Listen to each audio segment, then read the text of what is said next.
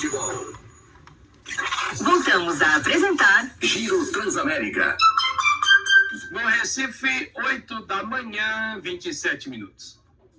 Entrevista Transamérica. Transamérica. Bom, vamos para a nossa entrevista e a gente fala agora, né, sobre um dos assuntos que sempre é motivo de muita dor de cabeça. Estou falando dos planos de saúde, né? E olha, tem um fato acontecendo, o cancelamento de contrato. Quem vai nos ajudar, quem vai trazer todos os detalhes em relação a essa questão de plano de saúde é a advogada especialista, né, no assunto, a Iris Novaes. Doutora Iris, muito bom dia, muito obrigado em mais uma vez aceitar o convite e conversar aqui no Giro Transamérica. Bom dia, ouvintes Transamérica. Estou aqui à disposição novamente para a gente conversar sobre esse assunto tão atual.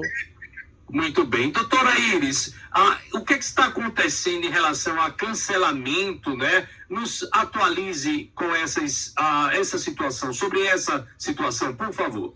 A gente tem observado desde o ano passado duas situações. Uma é a exclusão de alguns segurados em planos individuais antigos. A outra situação é o cancelamento em massa em planos coletivos, em que muitas vezes o segurado está em tratamento, a pessoa tem alguma doença, está fazendo quimioterapia, está fazendo outro tipo de terapia e está tendo também esse plano cancelado de forma abusiva, de forma ilícita. Muito bem. Doutora, existe diferença em relação ao plano de saúde individual e ao coletivo? Quais as mudanças aí que acontecem em relação a esses... quais as diferenças, né, em relação ao plano individual para um plano coletivo? Excelente pergunta. Nesse cenário de cancelamento, o que é que a gente tem? Os planos individuais familiares, eles têm uma garantia maior. Então, tem acontecido a exclusão de alguns segurados de forma ilícita e o plano individual familiar é aquele que a pessoa contrata diretamente com a operadora. Então, vai lá um titular, geralmente o pai ou a mãe, contrata em benefício de toda a família diretamente, sem um CNPJ.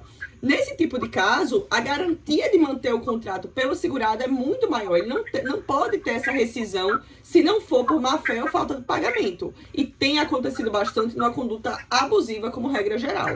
O outro cenário é o coletivo, em que a pessoa contrata ou via administradora de benefícios ou com o CNPJ. E aí, nesse caso, prevalece que poderia acontecer uma rescisão. Mas o segurado que está em tratamento não pode perder esse plano. Então, o judiciário entende com muita tranquilidade que quem está em tratamento tem direito de manter, mesmo o plano coletivo. Agora, quando tem a questão de atraso de pagamento, como é que funciona? No atraso de pagamento pelos planos individuais e familiares, via de regra, eles precisam dar 60... Você precisa ter 60 dias de atraso dentro do período de um ano. Então, uma observação importante para quem está ouvindo é que esses 60 dias não precisam ser corridos. Eles podem ser espaçados. E aí, no dia 50 do atraso, a operadora tem que notificar formalmente e dar 10 dias, pelo menos, para esse segurado pagar o valor em aberto. Então, qual é a regra do plano individual? Pode cancelar em caso de não pagamento. Esse atraso tem que ser superior a 60 dias, mas a atenção que eu peço é que esses 60 dias não precisam ser corridos. Então, não precisa ter 2 boletos em aberto. Pode haver um cancelamento mais rápido. Se você vem atrasando com frequência alguns dias e pagando sempre com atraso, pode vir a acontecer esse cancelamento. Muito bem, esclarecido aí, né? E fica esse alerta aí, esse alerta aos clientes. Doutora Iris, a gente vê, pelo menos eu escuto muitas pessoas falarem assim, hoje em dia a gente só consegue fazer um plano de saúde coletivo, o individual é muito caro, as empresas não fazem. Isso de fato acontece, hoje em dia está meio difícil. Eu tenho a minha família, quero ali fazer um plano de saúde para mim e para o meu filho, exemplo, duas pessoas. É mais difícil, as empresas aí mais tradicionais não estão abrindo tanto, ou não, ou impressão. O que a senhora escuta em relação a isso, doutora? Já há diversos anos que realmente tem essa dificuldade. Então, qual é o cuidado que a gente tem que ter? As operadoras, muitas, deixaram de comercializar por opção esse plano individual familiar. Então, quem tem um plano individual familiar, na verdade, tem um ouro nas mãos e tem que tentar ao máximo manter esse plano, que é um plano que tem muito mais garantias. Ele tem uma possibilidade de rescisão pelo operador, de cancelamento muito mais restrita, e o aumento é muito mais controlado, porque a ANS determina. Hoje não existe mais essa livre comercialização de plano individual e familiar. Então, essa é uma atenção que as pessoas têm que ter. Via de regra, se você perde esse plano individual familiar, você vai ter que contratar ou um plano por via administrador de benefício, alguma coisa assim, ou com uma pessoa jurídica. Então, são situações muito mais limitadas. Em relação ao aumento, né? A gente já teve umas outras conversas em relação a isso, a como é que é feito o aumento, enfim, mas continua sendo uma dor de cabeça muito grande, né? Muitas pessoas aí, fez ali o aniversário e aí já chegou no mês seguinte um aumento.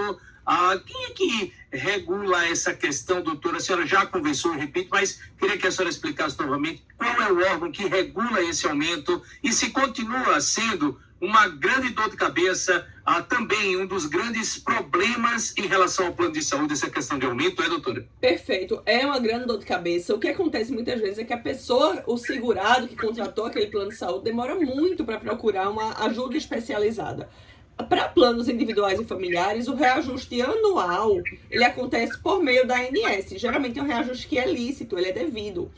Mas nesses planos individuais e familiares, muitas vezes tem abusividade no reajuste de faixa etária. Por isso que é muito importante, quem tem dúvida, quem acha que está pagando muito caro, procurar uma ajuda especializada para avaliar se existe ou não essa abusividade. Agora, para planos coletivos, geralmente não existe quem regule. Então, é uma livre negociação entre uma pessoa jurídica, ou a administradora, ou a pessoa jurídica, com o plano de saúde. Então, os reajustes costumam ser bem mais altos nos casos dos planos coletivos. E muitas vezes fica inviável muito rápido. Então, a pessoa é surpreendida já com um aumento de 30%, 40% em um ano e já não consegue mais pagar e acaba sem opção no mercado. Entendi. Doutora Iris Novaes, em relação às negativas, né, de tratamento, infelizmente a gente sabe que isso também existe, as pessoas estão ali fazendo um determinado tratamento e aí o plano não autoriza, tem que entrar na justiça, é aquela dor de cabeça danada, e ainda tem agora, né, muito aí se fala sobre essa questão das negativas de tratamento para pessoas que necessitam ali fazer aquelas terapias, as crianças, né, com o transtorno do espectro autista. Isso tem acontecido, tem melhorado, ou é uma situação que ainda está acontecendo com muita frequência, doutora Iris? Ainda acontece bastante, infelizmente. As negativas já são a realidade há muito tempo por parte da operadora. É importante destacar que nem toda negativa ela é abusiva. A operadora ela tem algumas regras a seguir, mas, apesar disso, é muito comum ter negativas abusivas pela operadora.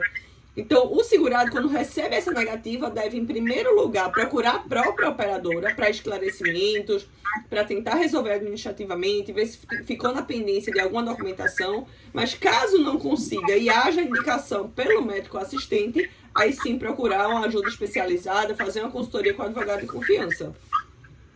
Pronto, é isso que eu ia perguntar para a gente finalizar, doutora Iris. Sempre que tiver uma dúvida, essa questão de cancelamento, por exemplo, essa questão de aumento, é procurar um advogado especialista, é procurar um órgão que possa tirar uma dúvida e aí passar essa certeza, essa segurança ao cliente, ao consumidor, né, doutora? Perfeito, exatamente. Procurar primeiro a operadora para entender melhor, porque muitas vezes as pessoas não conseguem nem entender o que aconteceu.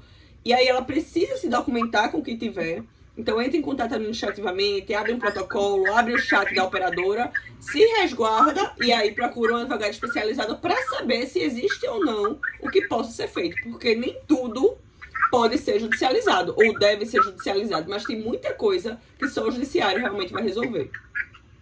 Doutora Iris Novaes, advogada especialista em planos de saúde, conversando conosco aqui no Giro. Mais uma vez, doutora, muito grato pelas informações da senhora. Em breve a gente volta a conversar, afinal de contas, eu repito, né, um assunto que sempre tem aí as dúvidas, sempre tem assuntos a esclarecer. Muito obrigado e bom dia para a senhora. Bom dia, agradeço. Obrigada a todos.